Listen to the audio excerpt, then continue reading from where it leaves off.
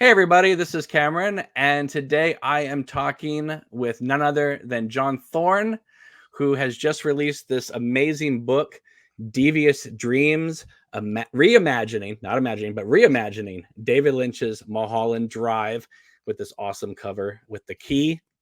So, if you have not picked this book up, I highly recommend it. It is an amazing read, and if you're a fan of the film, which I know all of you David Lynch fans are, um, it's a must own. You have to have it in your collection. So, John, thank you so much for joining me. I really, really appreciate it. Oh, I'm happy to be here. Thanks for having me. All right. So, you did this Twin Peaks book about season 3, Ominous Whoosh, and that was just a stupendous success. I mean, people really liked it. I saw all these posts on Twitter X about it. And so, I have to ask you, because I know it had been a while since you had tackled Lynch's work. I know you did work with the Blue Rose magazine, but it had been a while since you had tackled it in sort of a book form. What made you, after doing that book, say Mulholland Drive is next? Yeah, I've always had the Mulholland Drive book in my mind for quite a while. In fact, while I was writing Ominous Whoosh, at one point, I think it was the 20th anniversary, because it took me like 4 years to write that Ominous Whoosh, and so it was 2021. Um, I realized it was the 20th anniversary of the Mulholland Drive. I thought, you know what, I should just stop writing this book and write the Mulholland Drive book. I sure am glad I did not do that. But for a short bit, I was tempted to do that to get it out in the 20th anniversary. But I've always wanted to do this book, and one of the driving factors was the book contains interviews with cast members from Mulholland Drive, particularly the three, top cast members: Naomi Watts, Justin Theroux, and Laura Elena Herring, who play the lead roles in the film. We did those. Craig Miller and I did those interviews for Wrapped in Plastic when the film came out in 2001, and a lot of, particularly the Naomi Watts interview, they're out of print, very hard to find. I wanted to get them back into print, so that was a big motivator. And then, well, we can get into it. I There's a great history to Mulholland Drive, a fantastic, interesting story about Mulholland Drive, how it came to be. And Let me I let me, would, let me just let me just yeah, pause you right there. yep, yeah. I am so glad you tackled the history of Mulholland Drive, because I had heard about it off and on, wasn't sure about all the specifics. Uh, and you lay those out in a way that was like, oh, of course, now it makes total sense. When you first approach this book as a reader, you're thinking, okay, you're just going to tackle the film itself proper, and you do. But thank God you went into the whole history, because that in itself kind of, not only from a film historian lover, right? I just want to just kind of eat all that up.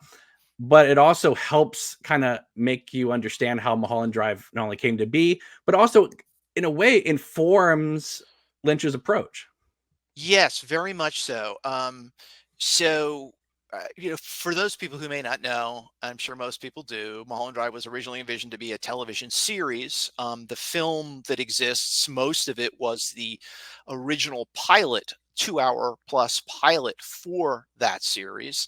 And it would have been for ABC Network, which carried Twin Peaks.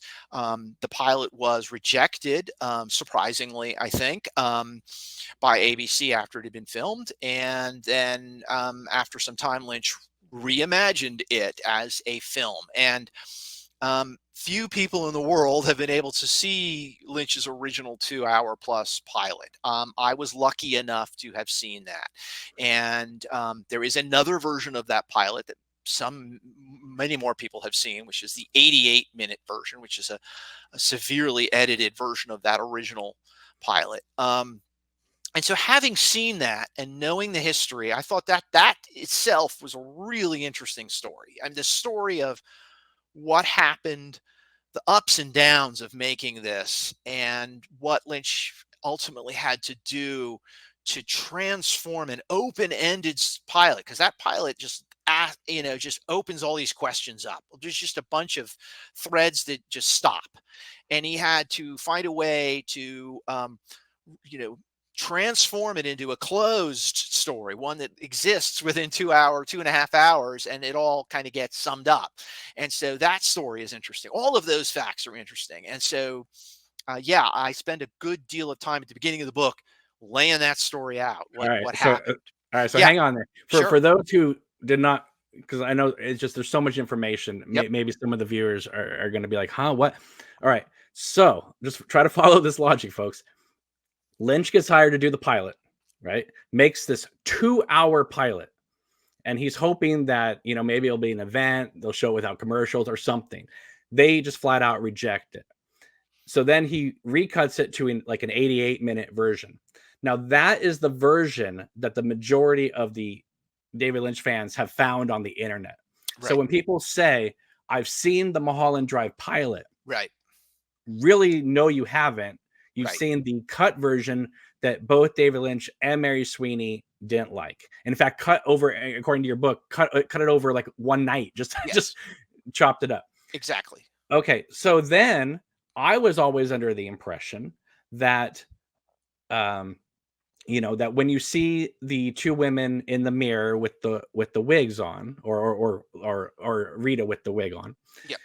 that was the end of the pilot, and then everything else was the 50 minutes that was the rest of Mulholland Drive was the new footage, and that's not true. All the Club Silencio stuff was shot for the European ending of the pilot that was going to be, like you bring up, sort of the international Twin Peaks pilot, an extra ending. Exactly. That's not really an ending, but it's like that would be the Red Room equivalent of, right, of the European ending. Right. I had known that they, because there were a couple of articles that were written around the time, and interviews that were done around the time, that particularly there was a New Yorker article by Tad Friend, which I reference a number of times, and we reference in our interviews with the actors, because that article really got into so much of what the ins and outs of the making of the pilot. And so we knew that the Club Silencio sequence that we see in the film had been shot at the time of the original pilot. To the plan had been that would be appended to a European release of the pilot, Mhm. so that it would be its own self-contained sort of thing. And so Lynch was able to take that Club Silencio material and integrate it into what we now know as the full Mulholland Drive. But I agree with you, because I always thought that, um, that when there's a scene in the movie where the character Rita, who's a brunette, changes her hair to blonde, and there's a scene where the two women are looking at each other in the mirror. I always thought that was, well, I knew because I'd seen the original 2 hour plus pod. I knew that was essentially the end. There are scenes that take place after that that are not in the film, but um, there are sequences that were shot for the pilot that, like, for example, when they hail the cab, the two women go out into the street and they hail the cab. I thought that was all brand new Right. stuff. When they come back to the house with the blue box, I thought all that was brand new stuff. That all that stuff, and I discovered this in the writing of the book, and I had some valuable sources who helped me. That stuff was shot for the European ending of the pilot. So Really, the only thing they added new in that whole sequence was the love scene. exactly, that scene where they're in bed together. It's crucial to the new version. What, the sort of the fundamental driving elements of this character, Diane Selwyn. That was a crucial scene. But there was a scene in the original pilot that was similar. Not a love scene by any means, but there was a scene where they're motivated to go to Club Silencio, that they must go, and that scene we've never seen, but it was scripted. That's fascinating because if you look at the film as it is, how they get to Club Silencio is, I can't imagine that in a different form. Exactly. I do not know what it was, but I know that it was similar in that I think the Rita character insists we have to go to this club. And so what motivated her to do it, I don't know. But All right, let me just ask an Sure, we're offshoot getting into question real here. detail here. Well, that's what these discussions are about. It's not, these are full spoilers. Mm. Um, why do you think Lynch only included that one scene with Robert Forster in the deleted scene section of Criterion? Why didn't he release more? Like, I know you have a really strong theory that Lynch only wants us to, like, for instance, with the missing pieces, right? With Twin Peaks, that he was crafting sort of a narrative out of those missing pieces, and there may have been a shot or a scene that maybe didn't fit that, and so that's why maybe that didn't make it into that. But why would the Robert Forster scene be added to the Blu-ray and the 4K, Yeah, and not some of the other scenes? I Um, I can definitely answer that question. Please, that's why I'm So asking. so, I think had Lynch so Lynch is having to make edits and changes and reimagining Mulholland Drive, and he has the scene, which crucial scene at the beginning of the film. Everyone knows it, where the two detectives come to the crash site, where the character of Rita slash Camilla has been involved in an accident and wandered into the woods, and they're there and they're investigating it, and they're wondering what happened. There was another scene that we can all see because it's on the Criterion Blu-ray of Mulholland Drive, where the two detectives are discussing what happened in the accident, and that there's one of the passengers, the two men in the car, are the I forget if it's an attending physician is looking at him. I forget the details. You can watch it, but okay. Anyway, blah blah blah, all that detail. The reason why he, I think, was okay with showing us that scene is technically it doesn't change or confuse the narrative anymore. He obviously you know has a new reading on Mulholland Drive than he originally did, and some of the other scenes that he deleted um, would not necessarily fit well with the new reading of Mulholland Drive, Lynch's new interpretation of Mulholland Drive. So they would either be confusing or they might contradict. And so he didn't include any other scenes from that one. Was okay. That one makes it. If I, you know, if I was in control of things, which I'm not, but if I was, I wish that the Criterion disc had been the film and then another disc with the 2-hour pilot. So people, just from an editorial point of view, we could just see how the creative process. I agree. That would be beautiful. I think for Lynch, there's he's spoken about this in interviews. I mean, he doesn't like to talk about what might have been. And anything that might possibly obscure or change what the final result was. And he's we interviewed him about Eraserhead. Craig and I did, and there's a brief bit in the Eraserhead release where I think you see Henry's shoe and he's moving it in some mud or whatever, which is not in the film. And we asked him, we said, "Did you have other scenes?" And he said yes, and he didn't want to include anything else because for him, Eraserhead is kind of perfect and complete. And I say the same thing he feels about Mulholland Drive, the film. It's perfect and complete. And so he could fit that one little scene in with the detectives, but anything else, it's too jarring. He doesn't want to show anyone else um, Is what that why might you have been.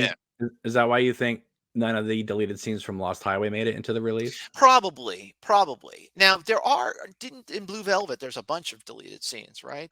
About 50 minutes. Yeah, yeah, and it's too bad. I mean, I really thought The Lost Highway might happen, and the reason why I think he might have been a little more apt to do the Blue Velvet, and also honestly, the Lost Highway, is that the full thing was scripted. I don't think it changed a lot in the editing. He had the vision of what these films were going to be when he started making them, unlike Mulholland Drive. And so anything that was cut doesn't necessarily change, alter the final product that much. Um, and that may be why we're so lucky to see the missing pieces from Fire Walk with Me. But but with Mulholland Drive, it was deeply different than what his final vision of Mulholland Drive turned out to Well, be. well, he molded and sculpted it into something that else, but it's not. It doesn't feel like he took an elephant and made it a hippo. He finessed it into something that, I mean, when you watch, I mean, anybody who watches Mulholland Drive pretty much comes away with saying, "Wow, it's a masterpiece. It's incredible. It's just an incredible film." I remember sitting in the theater and Adam's sort of sitting back and watching the 50s scene play out on the set, and and Naomi Watts comes in, and they see each other, and there's that, the Yeah. moment where the camera pushes on her and the eyes connect. I remember in the theater thinking to myself, this is the best film of the year. It's just, Yeah. there was just something about everything that had come before that moment to that moment. Right. It felt like everything was just, he was just setting out this beautiful dinner for us, and it was just Yeah. like, I could feast on this all day long. This is incredible. Yeah, no, I agree. And I mean, my experience of seeing Mulholland Drive in the theater is very unusual because I'd seen the pilot and and so I'm watching most of the pilot unfold, and then I see it transform into something else. And I already knew Lynch was a an artistic genius, but it was that moment. I can remember it almost. I mean, just viscerally. The feeling I had, and that was 25, almost 25 years ago, right? Holy cow, I can't believe he took that pilot and he made it this, because if anything is evidence of his brilliance, that's it. And if I could convey a little bit of that in this book, then I'm very happy. And I did have someone contact me and said, "Wow, I see what happened here." And I thought, "Wow, you got a little feeling of what I had." And because David Lynch is a genius.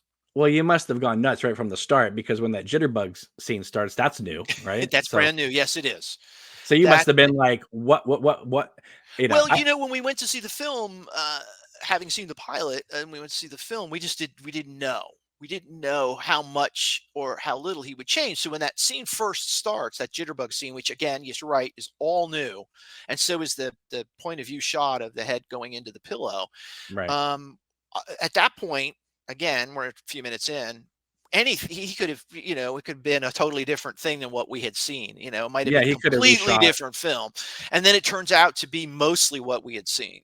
So Yeah, it's I just it's one of the things that you brought up in your book that I thought was a great point is that, why didn't he just release the 2-hour pilot with the closed ending? Now, I think exactly. that would have gone over well as too, but you make such a great point of saying like, yeah, but emotionally it wouldn't have connected with people because you needed to get into Betty and Diane's struggle, which the film does.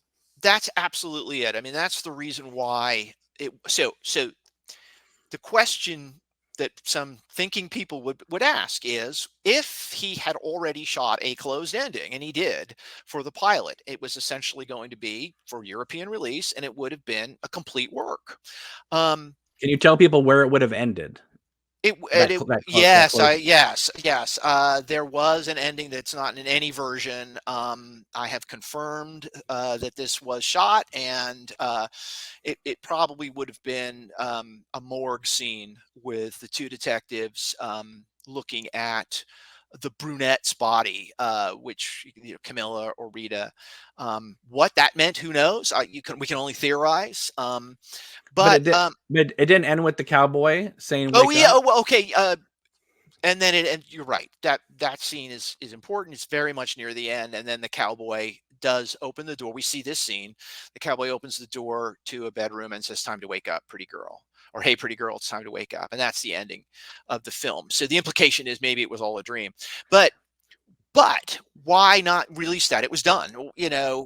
When Lynch is tasked, when the French filmmakers production company comes to him and says, "We want to take the pilot and we want to make it a film." Well, he basically had it. It was done. I have a film. I have an ending. But he says, I didn't have an ending. I didn't have it worked out. I didn't know what I was going to do. And what I argue in my book, and having studied Lynch for 30 years, character is crucial to every Lynch film. The psychology of a specific character is usually the core of every film. It's Eraserhead. It is the Elephant Man. It is the Straight Story. I mean, you know, in addition to obviously Lost Highway and Inland Empire, where it's a little more obscure, but it's the psychology of those characters that's so crucial. And in Mulholland Drive, the pilot, even with the closed ending, there was not a definitive psychology at play. We didn't know who was technically dreaming this, if it was a dream or if it was a deathbed fantasy. We didn't know who that person was and what would motivate them to have that dream. That's what he needed. He needed the motivation. He needed to explain, why would this dream play out? And that's what those 30 minutes that he creates brand new.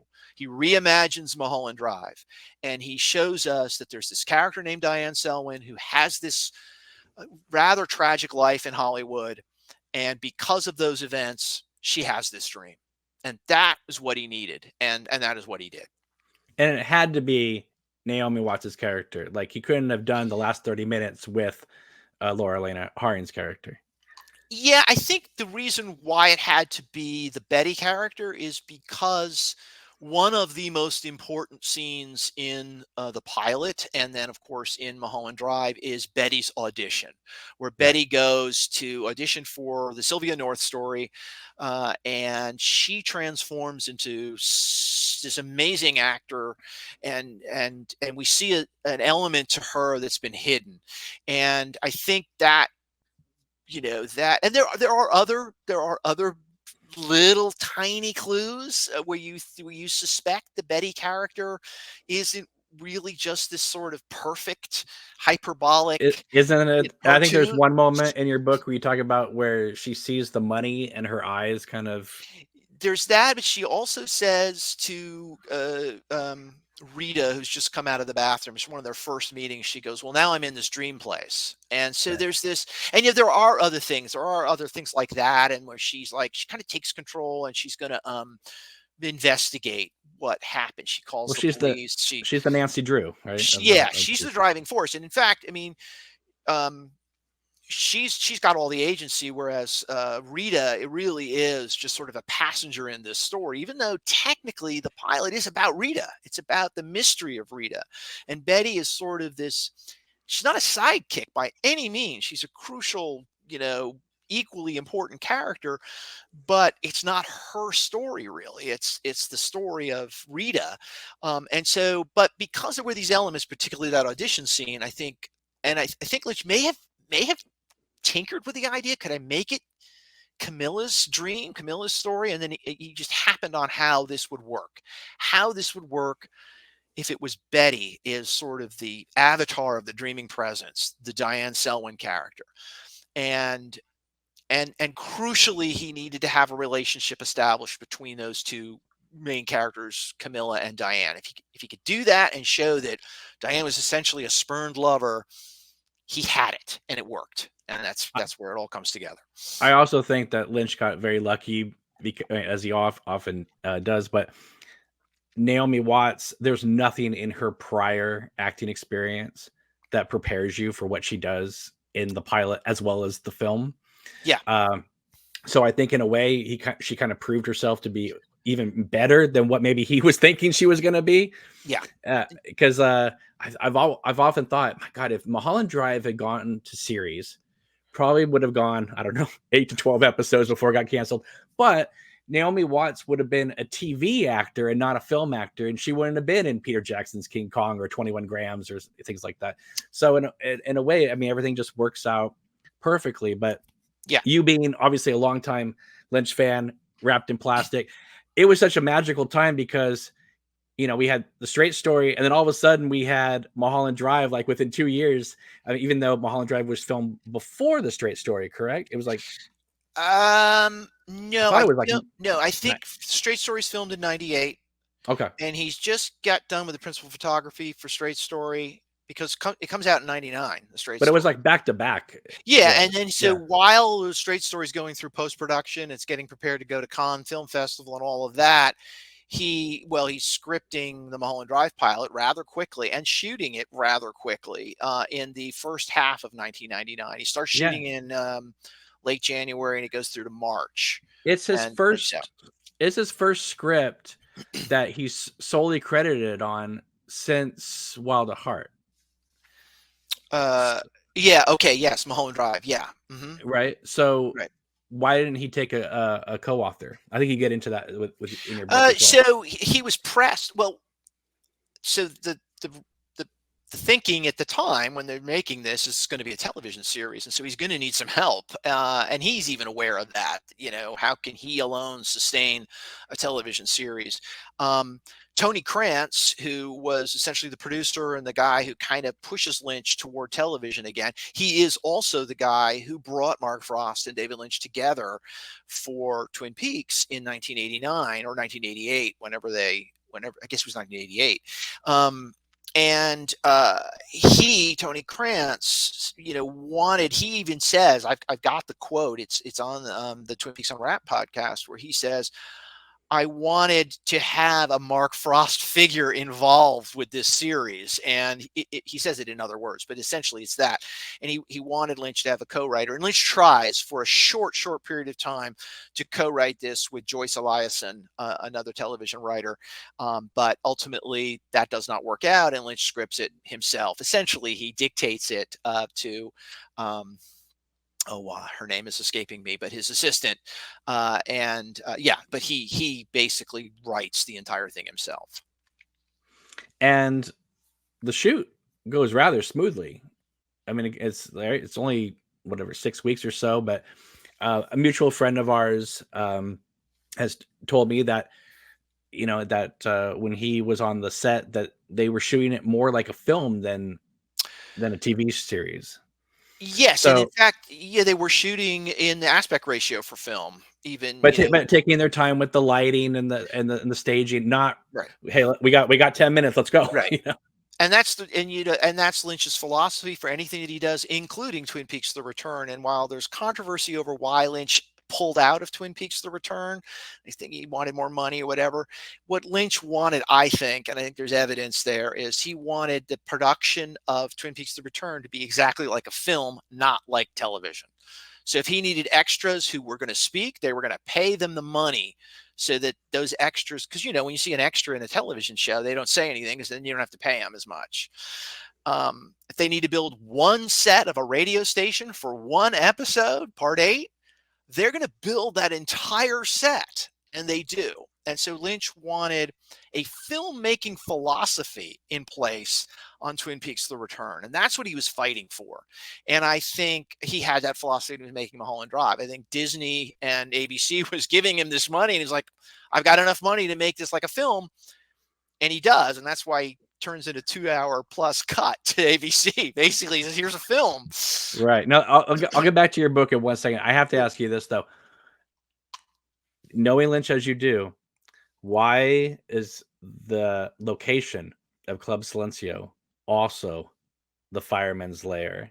Like, why do you think Lynch said this must be one and the same? Well, okay, and I do talk a little bit about stages and theaters as an important element of Lynch's work. It's in almost every Lynch film. There's a stage, and there's the singer on a stage, or there's a performance on a stage. Even the Lady in the Radiator. Lady in the Radiator, Elephant Man. There's a lot of stage. There's a lot of Elephant Man is on display on a stage, and then of course he goes to a play at the end. Well, even Dune, when they do the big fight at the end between him and Sting, Kyle and Sting, everybody's staying around watching as if it's like a proscenium. Show. Exactly. Stages are critically important, and I think plus I think before that location got turned into an Apple store in Los Angeles, it was a beautiful theater. The architecture was beautiful, and it's the kind of place that Lynch would gravitate to. This is the kind of decor he would want, and he knew it was there because he'd done Mulholland Drive there, and he wanted to use it again in Twin Peaks: The Return, and he does. For those who have not been inside, you can go inside, and it's really, I mean, yes, it's an Apple store, but it's still there. You can still see. You can still see the architecture. Right. Yeah. And also you mentioned something in the book, which I love, is that Adam's apartment is also there in another, you can't see it from the Apple store, but it's there in the building. Yeah, so when Lynch was there, filming the Club Silencio scenes, he's wandering around, the catacomb, or not the catacombs, but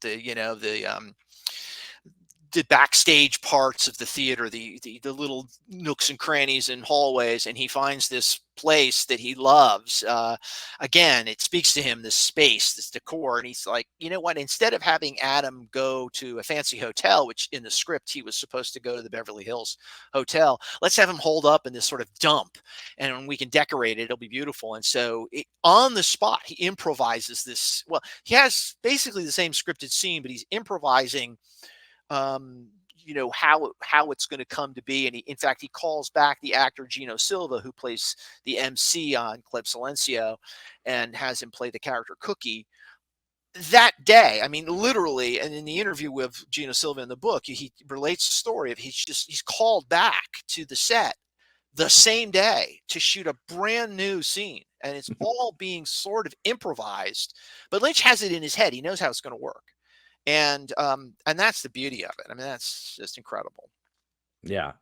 Um, do you what if I was to say, John, you've seen Mulholland Drive so many times now, just one out of being a fan of Lynch, being a fan of the film, also probably because of writing this book.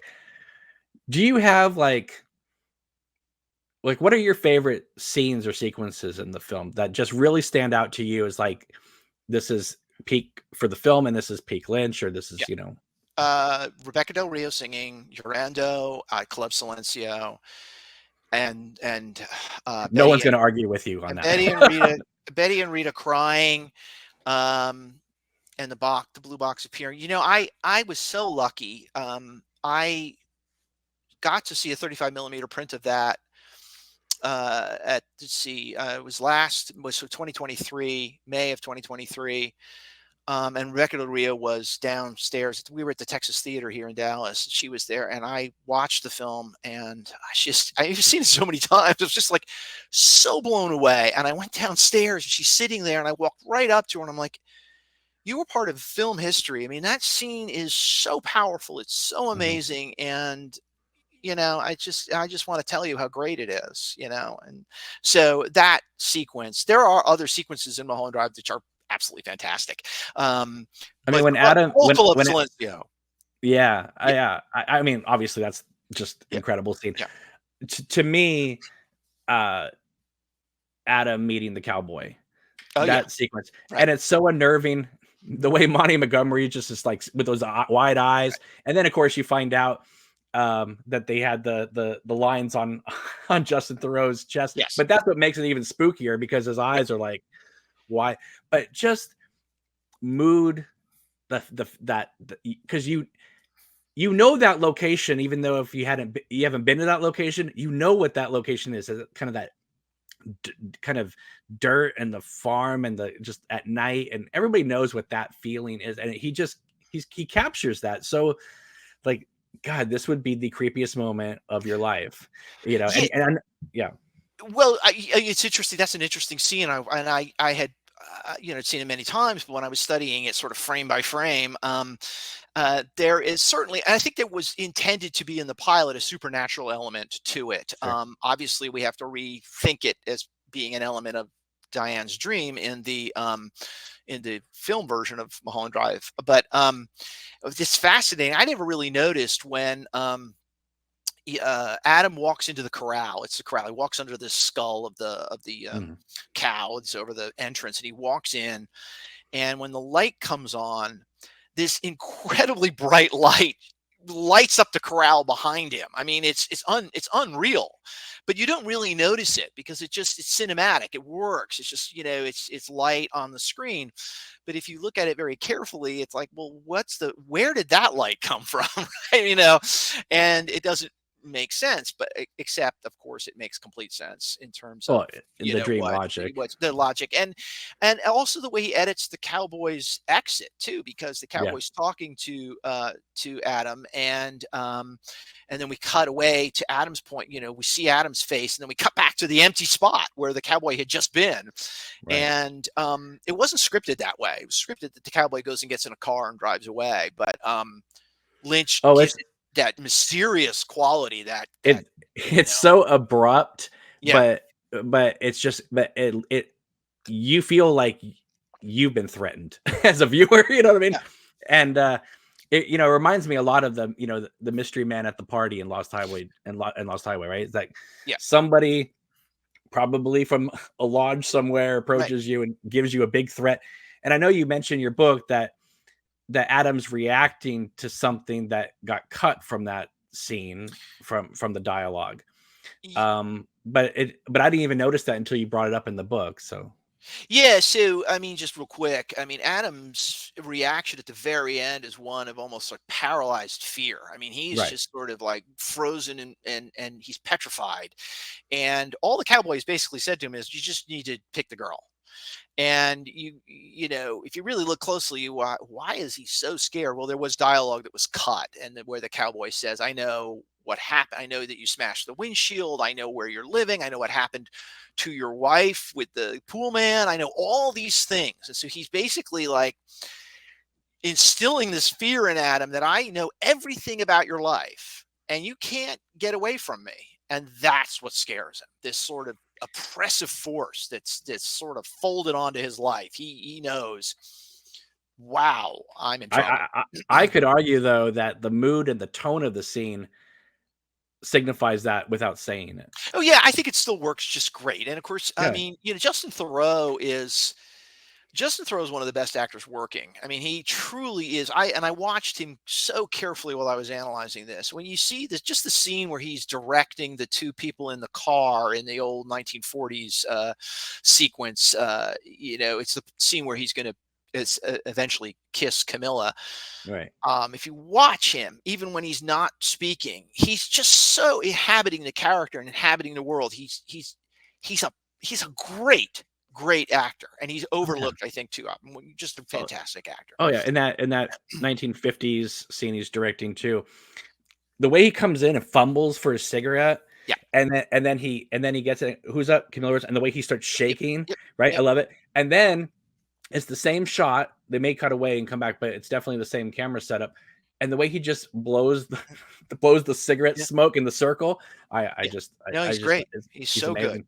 And one thing your book it doesn't really get into it, but I'm glad you mention it, is there had been rumors for a long time that if the um, series had been picked up, that there was a possibility that Adam was going to move into the same area that Betty and Rita were at, and there could be a potential, I don't know, romance or at least a connection between them more. And that is why the eyes are in the well, Yeah, maybe yeah. not. Had it been a television series, there's a scene that was cut with Wilkins, whom we see in the film. Wilkins is the dining companion for Diane at the party at the end of the film. He's the one who's sitting next to her.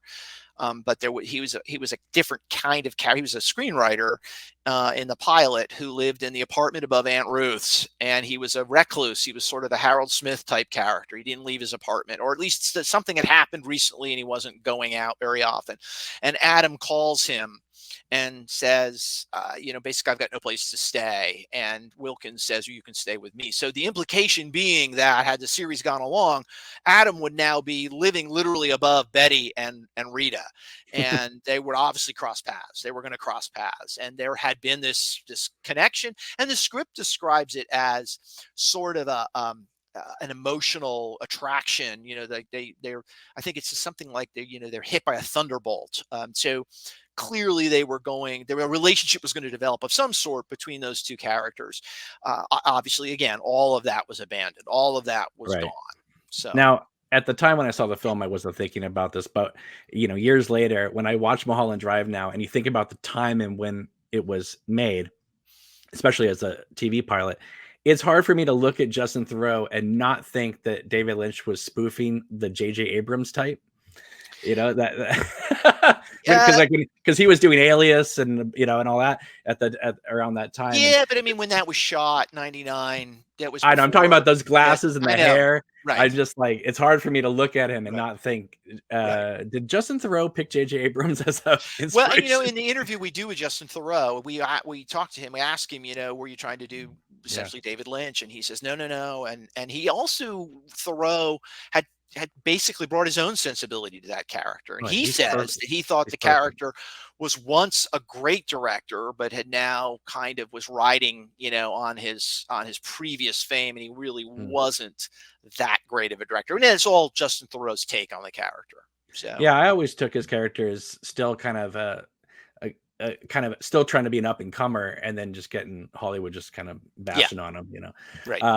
And I loved your interview with him because something I didn't know is that he was a huge David Lynch fan prior to even making Mulholland Drive. Yeah, he was a Wrapped in Plastic fan, which Yeah. is Oh yeah. just When amazing. he It's says, just I might be not quoting this correctly, but when he says, "I know very well what you guys do," it's yeah, like, I mean, that was really quite stunning to us. We were making Wrapped in Plastic. We didn't think about who was reading it, just making it and putting it out there. Well, people like Justin Thoreau were reading it. And he says, and I left it in. I could have taken it out because it doesn't really add to the interview, but I left it in because I liked it so much. Where we say, we sent you some issues to see what we do here. And he goes, oh, I know exactly what you do here. I've been a yeah. fan of Wrapped in Plastic for a long time. I'm like, I, oh, wow. I'm so happy you left that in there because it makes me happier as a Lynch fan that he is so reciprocal back. You know what I mean? Yeah. Yeah. All three of the interviews were wonderful. And I mean, and Naomi Watts, she really, really enjoyed talking, and she asked us questions, and she wanted to theorize. This is, really, we were talking to these people, particularly, I mean, Justin Thoreau kind of had a reputation. Naomi Watts was still somewhat of an unknown, But and I don't think we could get an interview like that today. But then no. she was just a Well, new actor on the she was scene. thrilled. She was thrilled. Yeah, and she talked And to us for a long time. It was great. but you do make a mention of this. I found this.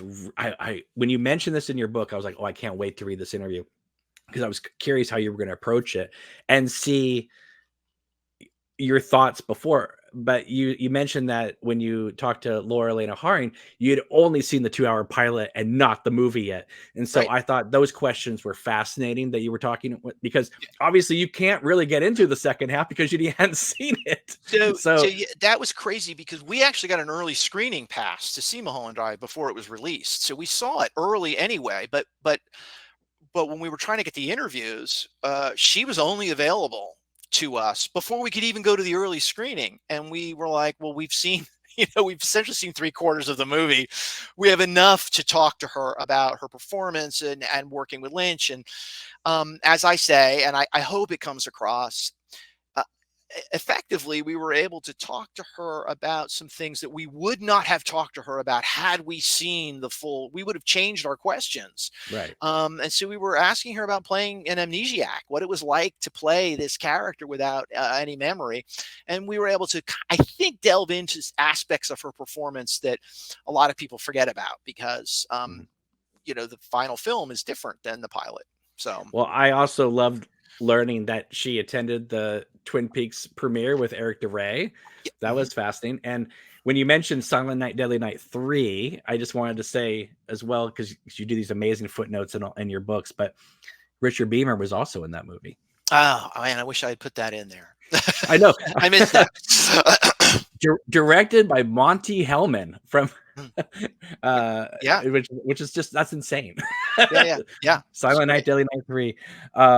But then Naomi Watts, she was coming off Children of the Corn 4, when she's doing Mulholland Drive. So, Right, right. it's I think she, not in our interview, but in another interview I read with her, she was doing a lot of interviews at the time, and I read like all of them for the book. I think she says at one point, I was almost thinking about packing it in. yeah. Almost thinking about, I'm not going to make it. And then Mulholland Drive comes along, and she's just catapulted into Well, into a high level of, she kind of mentions that by saying that she was in New York when she got the audition, and her role was never to leave vacation for an audition. right. And then they said, "No, it's David Lynch. Please come." Yeah. So, Yeah. awesome. And she flew out. She flew out, and well, the rest is history. So Absolutely. Okay, so I have to ask you this. I remember a long time ago on Twitter X, you mentioned, I think it was on Twitter, you mentioned, or it could have been one of our conversations. mhm. You said that this book was, I'm paraphrasing here, at one point kind of kicking your ass, and you kind of, you felt like you were in the weeds too much. Um, what was that point, and how did you get out of it? Wow. I'm sure I said something like that. I'm trying to remember what was on my mind at the time. There were elements of the book that were not the writing so much. I didn't know what I was going to call it for a long time.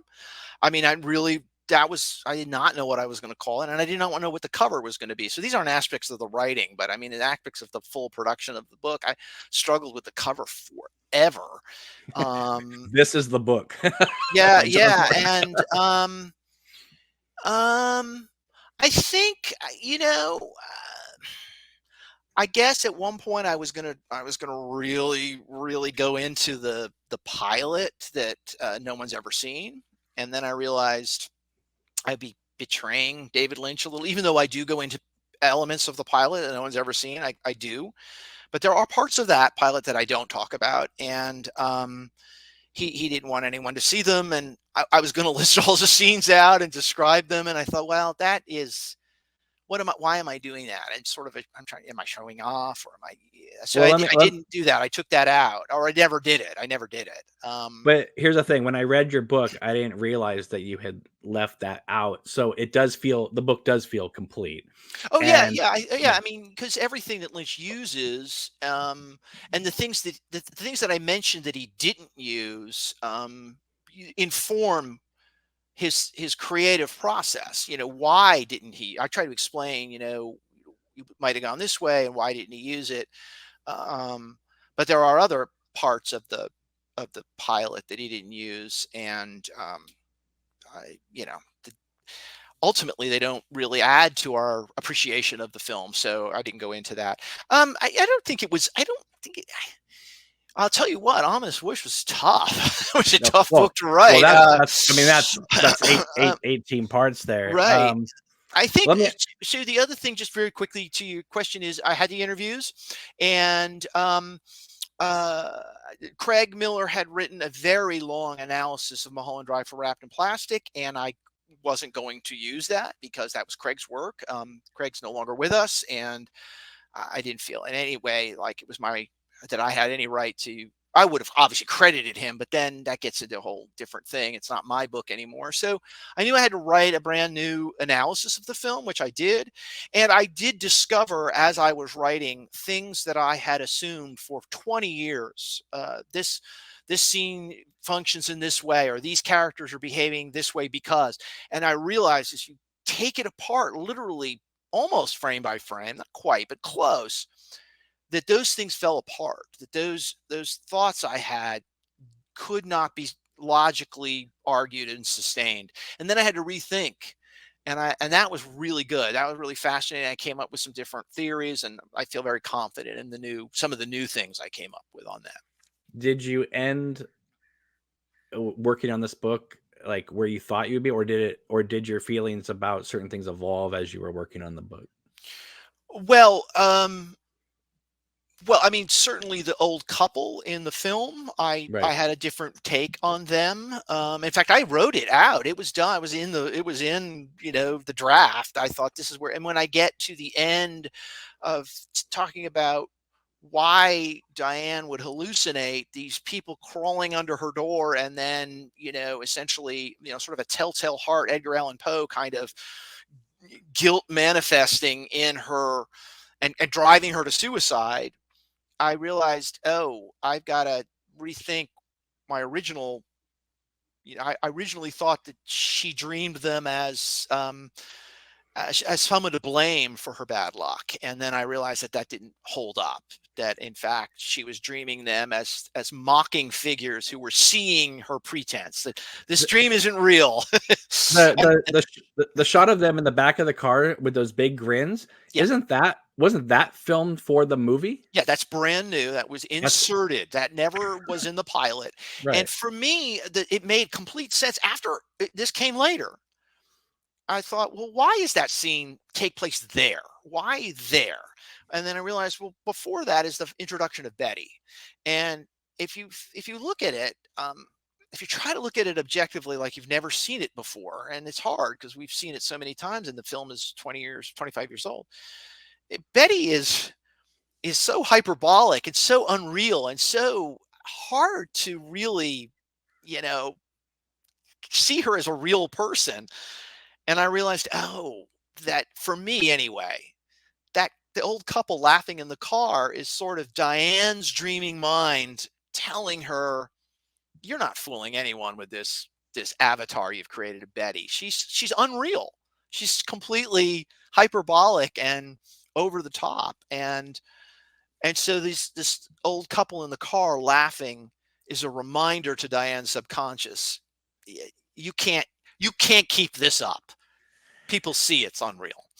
So why do you think Lynch made, or at least, yeah, because it's from Betty saying it, so who knows if it's real or not? But in the pilot, she says she's from Iowa, and then in the film, they kind of off screen dub it saying Deep River, Ontario. So why Yeah, why make the change? Why make her from Canada instead of Iowa? because she had to cross a border. Mm, Canada is another country, and border crossings are crucial to Lynch. Everything's a border cross. I mean, why is Dale Cooper called into Twin Peaks? right, He called into Twin Peaks because Ronette Pulaski crosses the border from Idaho into Washington, and that makes it federal, and that makes the FBI have to come in. So she's crossed a border, and Twin Peaks is all about border crossings. I mean, it's the whole thing. It's really about crossing mental borders and physical borders, and anyway. And you look. I mean, straight story when Alvin crosses the bridge. I mean, Lynch signals this important border crossing by two ways. He I has find it interesting that it connects to Blue Velvet with the Deep River apartments and all that. Oh yeah, yeah, yeah. Well, that's true. And that just could be a phrase that Lynch likes. But Sure. anyway, I think that's why. I think he wanted Okay. to make her an outsider in some way, and Right. so he. And yes, you're right. You never see Betty mouth the words "I'm from Deep River, Ontario." You only hear it off screen because it was dubbed in later. Right. So, for 25 years, people have had this theory. The is that the first 2/3 of the film is a pilot in which that's the pilot, and it's a dream world, and then the last third or whatever is the real world. Now that's basically your theory here in this book. So I'm going to ask you why tackle the story if your theory, right, is something that you've heard over the years? Like, what made you go, you know what, I need to put this down as a book because, right, because Yeah, yeah, you're right. And I've read a lot of analysis and reviews, but I mean, again, more analysis, like essays, deeper takes on Mulholland Drive, and I would say the majority of the interpretations are that it's a dream. She wakes up, and we see snippets of her real life and what motivated the dream. But there are other theories, and I've seen other theories, and I still see them. People, dismiss the dream theory. It's too simple, or you know, you can't, you can't figure Lynch out that easily. And I guess I wanted to make an argument that if you know the history of the pilot and you know what right, Lynch was faced with, and what we talked about earlier, in the idea that you need an underlying psychology, a critical driving mentality underneath the film, Lynch really didn't have much other choice, I think. And I think, as I say in the book, I say sometimes the simplest answer is the right one. Why complicate it? And I think it works so well. Now, that doesn't mean, I mean, with any, obviously we know this with Lynch's work, it's how you receive it and how you interpret it to make it comfortable for you. And so I would not in any way say to someone, if you see it as something else, you're wrong, because you're not. Anyone's interpretation of art is correct because it's personal. However, given Lynch is explicit, I didn't know how I was going to finish it. I needed some new ideas. I finally got an idea to make it simpler. And the way he edits it, and we got a character falling into bed and then waking up.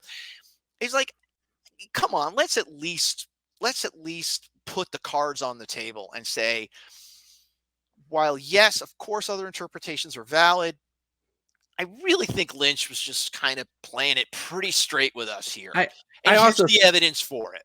I also think that when you look at something like Lost Highway and Inland Empire, even parts of season 3 of Twin Peaks, I think people kind of have this idea that Lynch is just that you can't figure him out. And Blue Velvet's pretty straightforward. Wild at Heart is very straightforward. The Straight Story is very straightforward.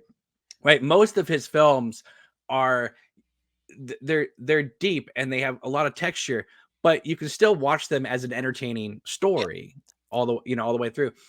What I was wanting to kind of get at is that I've heard this dream and then she wakes up for a long time, as any Lynch fan does, but you make such a case for it because it's not like somebody just saying, well, she's asleep, it's a dream, and then she wakes up. Because as a fan, I always thought, well, yes, I can see how somebody could say that, but I always thought, well, but that also negates the first, hour and 45 minutes of the movie is just kind of doesn't mean anything. And the last half hour or 40 minutes does. But you paint such a picture with this that, and you're so good backing up every reason in your text and in your footnotes that I completely understand why you would say that and why you would think that. And for the entire book, even though I have my own little theory of Mulholland, I'm going along just same thing with Ominous Whoosh, right? There were things in there that I was like, oh, I didn't think about it that way. But because you are so, I know this is a bad word with Lynch, logical about your approach, I can go with it. And it makes it so wonderful because I feel like I'm in good hands when I'm reading this, because like you're not just saying, yeah, it's a dream, then she wakes up. You are saying, hey, listen, they're using this sound effect, they're cutting away for this. He didn't include this line because that would negate this. right. You even go into this is what I'm talking about. You go into the card he inserted into the Universal DVD as the Yeah, clues, right. right? Yeah, Right. Now exactly. Right. okay, forgive me. But I guess when I sat down, again, it's you. I should have expected this, but I was expecting here's scene one, here's what it means, blah blah blah blah blah. And you like I said, you go into all that, but it's also about the making of it, how it was presented on DVD, and then you talk about interviews on the Blu-ray and all that. The only thing you don't mention, and this gets it, I just wanted to throw it out there, is that there was controversy when the DVD came out that Lynch blurred out a certain part Oh, of Miss Harine's body, and then yeah. that got changed for the Blu-ray. It got changed back, I should say. Yeah, I was aware of that. I knew about that. It just didn't seem relevant No, to, there's no I no know, relevance, but I'm saying that's the one. yeah, It's the one right. aspect that doesn't get touched Um, on for obvious I reasons. think, we can talk about that real quick, and I don't Okay. want to talk about it in any great detail, but I Yeah, yeah. mean, when that happened, and then I'll let people research what happened, but there's some nudity that's blurred in the home video release that wasn't blurred in the theatrical release. And I remember at the time that people were like, I can't believe David Lynch would alter his vision, even though this is really the honorable thing to do. And it was something that Laura Herring asked him to do, and he agreed. I think he might have been somewhat reluctant to have to make a change to his home video, but she made a really good argument to him why. And uh, but I do remember when it happened, there was a little tiny uproar that Lynch Mhm. has compromised his vision. He would never do that. And I'm thinking, well, this is not compromising your vision. This is not No. compared to what they did to the the full cut of Dune. Which he takes his name off of that. And he was, by the way, they were going to release the 88-minute pilot to television. I think they were going to show it. ABC had Right. at one point was going to show it, and Lynch started the paperwork in with the Directors Guild of America to take his name Would off it of would that. So, would it have said screenplay by Judas Booth as well? it, well, I think maybe it would have been directed by Alan Smithy, but I don't. Yeah, I don't know what the screenplay. Well, What's it on Dune, on the extended Dune? What's the okay, screenplay? It's Judith Booth. Juice Booth. Yeah, okay, then that's what it would have been. Yep. But I wasn't sure because Mulholland Drive says written and directed by, so maybe he would just Oh, say might have Alan been Alan Smithy. Smithy. Yeah, yeah. Now that being said, I'll throw in a little bit of home video trivia for those of you. When Criterion put out the Blu-ray of Mulholland Drive, Mhm. after it said a film by David Lynch, it cut to a freeze frame of the jitterbug dancers that then came that started dancing. But obviously the theatrical cut and the DVD had it fade up Mm. to the jitterbug dancing. And you know, nobody would listen to me, no one cared on the blu-ray.com forums. And finally I think I said something to Sabrina about it on an Instagram post, Mhm. and then it was fixed for the 4K release. It now fades up to the dancers. Okay, okay, But yeah. Well, but their initial Blu-ray had it start on a freeze frame for a uh-huh. second, and I was like, "What is this nonsense?" I was more annoyed by that Right. than uh, the Laura Lena Harian DVD blur. You know what I Right. mean? Yeah, absolutely. Yeah, yeah, no, I mean, I think those kinds of things might have been things that they just missed themselves. They Well, rely on us, obsessive I think fans to point some of these things I out to them, I so think somebody said that the fade just hadn't been brought back over. But as somebody who, wrote this whole book, there's a big difference between starting a dream story with a still frame versus a fade up. yeah, You know, yeah. it Yeah, that no, that I think change you're right. it Yep. changes things. Yeah. So, Yeah, and it's interesting you mentioned the sound too. I glad you brought that up. You brought that up a few minutes ago about how I mhm, analyzed some of the sound. mhm, That was so revelatory for me. How he was signaling things to us through the sound. And I'll just mention real quickly, um, the telephone string of telephone calls that happens early in the film where mhm, you see Mr. Roke, played by Michael J. Anderson, say the girl is still missing, and there's these phone calls that happen. They happen in the pilot in an entirely different spot, so they were deliberately moved by Lynch to a new place in the film, and he does that on purpose. Because the ringing sound of that last phone, which is also new for the film, that phone on Diane Selwyn's, that ringing sound echoes into the airport when Betty comes out of the crowd. We hear the ringing still. And that was all. I mean, when you're making a film, nothing's done by accident like that. That was deliberate. They were carefully moving the sound from one scene to the other. And I make the argument in the book that Diane's dreaming mind is literally calling Betty into being. The girl is no longer missing. And so I was right. happy to have found that No, in the study of absolutely, it. and that is why when you go on this theory, you're backing it up, Yeah. and I love that. A Yeah. couple things real quick. You mentioned Michael J. Anderson. I was fascinated to find out that he was supposed to come back for the feature film, Yes. but he couldn't make it. That's interesting. Makes me go, what would they have done with him? Right. Um, and there was another scene with Rebecca Del Rio in the back of Club Silencio. That's Yes. fascinating as well. Yeah, and then I remember watching the film thinking when Monty Montgomery, who plays the cowboy, says, it's time to wake up.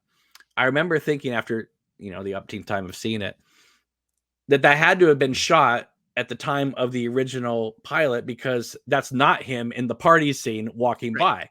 Correct. So I kept thinking, how is this wake up moment happening in the original pilot, which is not in the 88-minute version and is not in the 2-hour version? So I was like stupefied, like where did the shot come from? And of course, you bring it up that it was part of the closed ending. Yeah, it was shot. The scene of Monty Montgomery opening the door as the cowboy was shot, and so originally for the pilot or in the pilot time frame when they were making it, and when they came back and reassembled the cast for the new shoots for the film, there is that scene as you mentioned where Diane happens to see this figure walk by very quickly at Adam Kesher's house. It's the cowboy, but if you if you look very, very closely, you don't have to look really very closely. If you look at the making of documentary that Lynch includes, and maybe they didn't intend this, you can plainly see that the actor who's playing the cowboy, because he's in sequences that are behind the scenes, is not Monty Montgomery. It's a different guy. And so they didn't have him for whatever reason. They didn't have him again. And so they just used a double. I'm shocked. What was Monty doing that day? Yeah, I know. And where was he? He was busy. Well, So there was a couple of things like that that they just, like you say, Michael J. Anderson, they had intended to bring him back. His schedule conflicted. He could not. And so I think Lynch was hoping to map some of the figures from the dream to real life figures in Diane's world and explain them a little more. And there were just some he couldn't do. And so they've remained forever these sort of ambiguous dream figures, and we can't ever know where they came from. all right. When the lady with the blue hair says silencio at the end, and we fade out, her earring just gives one last little sparkle before it goes up. It's beautiful. Yeah, absolutely. Yeah. Incredible. Just a nice touch, or is that like the last glimmer of Diane's soul going out? Well, I make an argument in the book, and I didn't expand on it. It's a pretty quick argument that last scene at Club Silencio is outside of Diane's, completely outside of Diane's mind. That she's the character, and the reason why is the music is done. There's no music when we return to Club Silencio, and I make the argument, and again, it's just more of my interpretation that the music represents essentially her consciousness, and she has died. And basically that scene in Club Silencio at the end is for us, the audience. We're sitting in a theater watching a theater, an empty stage, and the blue-haired lady basically tells us, okay, it's over, movie's over, get up and go home. I always found it fascinating that she says silencio, and the feeling is, you're overwhelmed by this experience, and it's a feeling of closure, but she's really just closing out the last 50 minutes of the new ending, because that's where silencio first is brought up in bed with Betty, and so it's like you feel like, I don't know, to me, I find it interesting that it really only connects back to the new footage, but the feeling is of the whole piece. Yeah, of course, Silencio was originally in the closed right pile, whether the blue-haired lady would have been there or not. But that was shot. I mean, that was shot at the time. It's just interesting. Sure. You can kind of wrap it all up, but it really is only touching on something we just heard 40 minutes ago. Yeah. Well, I mean, and again, it's sort of an obvious sort of silencio, silence. It's the sound is always. You think about the last sequence, I'm not going to call it a scene, but the way part 18 of Twin Peaks: The Return ends is we see the Lynch Frost logo without the sound. Right. It's just the light flickering, and every time before that we hear the staticky electricity sound. And so silencio, it's over, no more sound. Right. We're done. Right. Well, Carrie did blow out the electricity, so it shouldn't have sound. We not to get real picky here, but I mean, after we see that, we do see Cooper and Laura in the red room with music playing. That Dark Space Low is playing. Right. I look. So you're saying for continuity that should have been all silent? That would be interesting. I think the signal that Lynch likes to give us is that when there's just quiet, when there's no sound, we're done. It's over. But I'd have to go and look. At Inland Empire, and Inland Empire is a great film to look at for clues, because that was the last major film he made before. Hey, and that's a film that also had an edit done from the theatrical DVD to the Criterion Blu-ray. There's a line change. Oh, there is? See, I don't even know. Yeah. I've watched it a number of times because it's a crucial film. I think you have to know Inland Empire to kind of help you decipher some of Lynch's stuff. But I don't know this. I don't know this edit. Tell me what it is. I don't know it offhand. I mentioned it once to our friend Josh, and he goes, "Oh yeah, it's this line." I was like, "Yeah, right." Josh would know immediately, of course. But the Blu-ray had just come out, so I wasn't sure how he knew all that. But yeah. There is a line. I think it got changed from like uncle to something else. It's a very It's a very peculiar. It's on line. It's on the Criterion, or is it on the earlier version? The Criterion Blu-ray. It's changed. versus the earlier DVD versions. Yes. Interesting. I don't think. Yeah. Okay. It's one line, and I don't think it's been changed. I think it's been like kind of cut in half, and the one word's been interesting. Altered as well. But yep. This is something that has followed Lynch for a while. Obviously with Maddie's death, right. there's different versions of it and that kind of thing. But okay, so Mulholland Drive, the book is done. How do you feel about it now? It's completed. Do you have this out of your system now that you've got it? I do. Yes, I do. Mulholland Drive is my favorite David Lynch film. I'm really glad I wrote it. I felt like it was, for me, I felt like it was a good book. I mean, I'm not the one to judge it. Other people are, but I felt like the writing got better and the analysis got better. But in some ways it's easier than Twin Peaks. In many ways it's easier than Twin Peaks. But you're glad that you did Ominous Whoosh first before you did this one. Like if you had done this one first, and then I think, yeah, I mean, I don't know. I mean, it would happen the way they happen. I had the idea for this book before Ominous Whoosh. But when I say idea, like, I'm going to do a Mulholland Drive book. I didn't know what it was going to be. But yeah, Ominous Whoosh was like, yeah, that. After I finished that, I felt like I could pretty much write about anything if I needed to. I was like, okay, give me the film. I'll accept. Well, maybe accept Inland Empire. People have said, "Are you going to do Inland Empire?" And I honestly, two things come to mind. One is I don't know if I can. I guess honestly, I don't know if anybody could, to be honest. The other thing is, if I could, I'm not sure I want to, because Inland Empire. I hear people make arguments, and it's valid. Why did you do this about Twin Peaks? Why did you do this about Mulholland Drive? You're taking away something from us. You're taking away the ambiguity, or you're taking away our own interpretations. And I don't totally agree with that, because you can think about it whatever way you want. And but they don't have when to it comes read it to either. Inland Empire. Yeah, no, exactly. Of course. I kind of like not having it figured out. I like which we've said about other Lynch films, just experiencing it and getting caught up in the ambiguity of Inland Empire. That's a tough film, but man, that every time I watch it, it gets better. So. Yeah, and it does in subtle ways connect to Twin Peaks: The Return. Oh, for sure. There are things in there.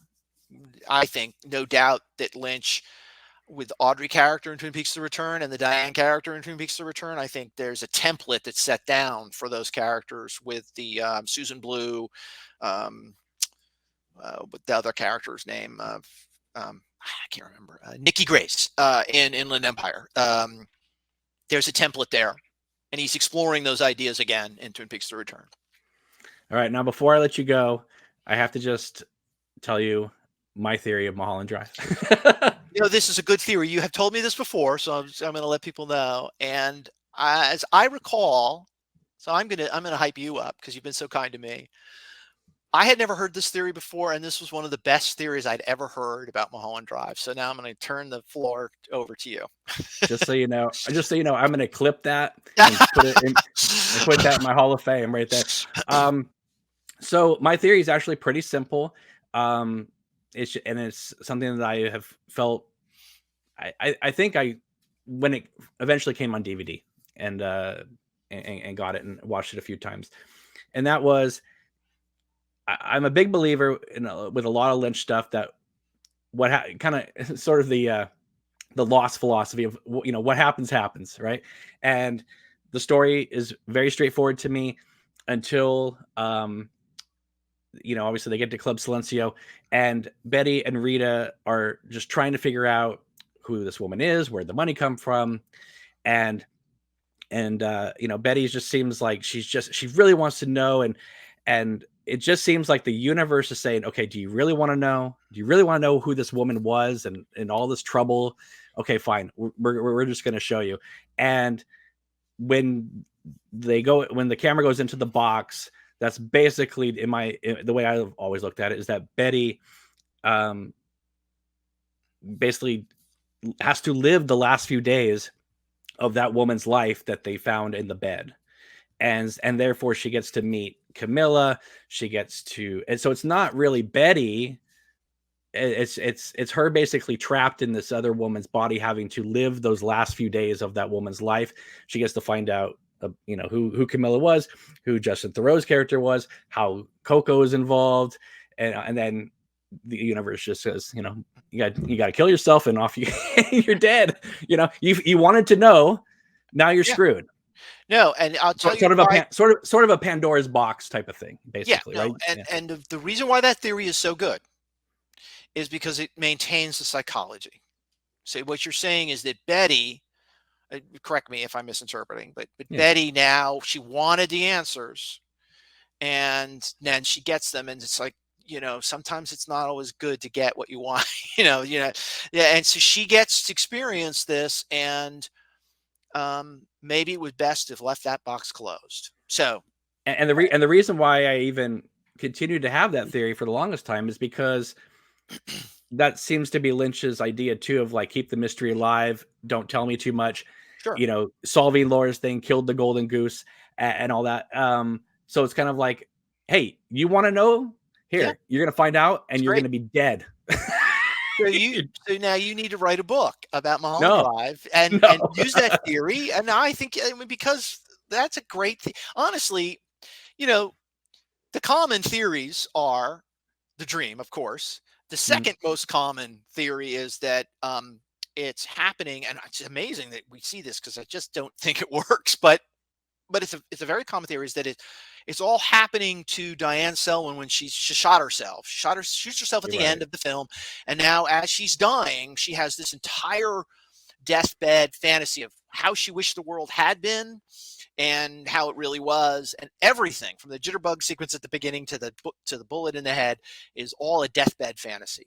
Um, and then there are a few other theories beyond that. They're a little more fringy, that people kind of throw up their hands and say, well, it's just, well, Roger Ebert's theory, and he was really pushing this when he Right. was a big proponent of the film. He loved Mulholland Drive, and this was coming from a critic who did not like David Lynch works in the past, and he loved Mulholland Drive. But his argument was that the entire thing was all experiential, that every scene really didn't exist in relation to anything else. You just experienced it. You just didn't add up. He also felt the last 30 minutes was her coming back into consciousness, and that's why it was connecting and rearranging itself. And all. I Yeah, remember. I mean, he probably wrote more about it. I found two short pieces by him when I was doing the book where he talks about it just being, don't try to make sense of it. That's what he was saying. Don't try to make sense of it. And I thought, wow, you really don't know Lynch. I mean, Lynch doesn't want you to know a definitive answer. That's true. But he doesn't. And I have a quote from Lynch where he says, confusion is bad, mystery is good. So a mystery is something you're trying to make sense of, and confusion he says, is bad. He doesn't want the audience to be just totally lost. But anyway, that was Ebert's view of the film. Well, remember, Ebert also made the statement that he felt that David Lynch purposely stole ABC's money to create the first half, and then find completion funds to do the second half. Yeah, and that is totally not true too, because Lynch was really kind of depressed when the pilot gets rejected by ABC. Oh my gosh. He goes on a Tonight Show with Jay Leno, and he's basically like, "Man, I tell you what, I'm really feel bad for the actors, and I wish this had." So that's, yeah, Ebert's Well, on yeah, the list, and not those true. stories of him calling the two women, saying it's dead, right? Right. And Laura Herring, in her interview that she did with us, she said, "I never believed it." She was seeing signs. She encounters Cheryl Lee at a spa. She's in a spa somewhere, and she encounters Cheryl Lee, and she's like, "It's a sign that Mulholland Drive is coming back." I'm not sure why Cheryl Lee was that sign, but hey, she was right. It did come back. It's kind of funny because, like, years later, I think it was you. There was and a few others that would say, like, Twin Peaks is dead. It's never coming back. It's never coming back. And all of a sudden, ta-da! It came back. Well, yeah, I mean, David Lynch said explicitly, it's dead as a doornail. It's never Right. coming back. So And the Blu-ray set was called The Complete Mystery. So it was yeah, like, yeah. Well, not to get too far off on a tangent, but we can thank Mark Frost for Twin Peaks season 3. Mark Frost is the guy who made that happen. He went to Lynch and he said, "I got this idea," and he sparked Lynch's interest again. So well, eternally thank you. grateful to Mark Frost. Absolutely for that. Um, John, I want to thank you so much for coming on and talking about this wonderful book, Devious Dreams, Reimagining David Lynch's Mulholland Drive. Now, I know this is on Amazon, but it's now in other places. So where can people find this book? Yeah, so it should be available just about anywhere. I know you can get it at Barnes and Noble, and I've looked on Powell's. That's an independent bookstore, one of the biggest in the country. I looked on their site; they can order it. There's a local store here in Dallas. They can, your local bookstore should be able to get it. And the reason why I'm kind of emphasizing that is um, uh, that wasn't the case until just a week and a half ago. Something happened, and it was only available on Amazon. It was supposed to be available everywhere, and I had to get Amazon to correct that, and I did. I wrote them emails, and they fixed it. So if you want to support your local bookstore, and I'm all for that, you should be able to go to them and say, "I want to order it," and they'll get it for you. Or you can get it on Amazon, and you can get an ebook version or a hardcover version. So Just read it. yeah, so it's out there. It's out there. Yeah. Fantastic. Again, thank you so much, John. I really appreciate it. Make sure to give this video a big thumbs up and subscribe to our channel. It's been a while, folks. It's been over 2 months since I've uploaded a video on this channel, so forgive me. Subscribe to this channel, and we will see you soon. Take it easy. Have a wonderful day. Take care. Bye-bye.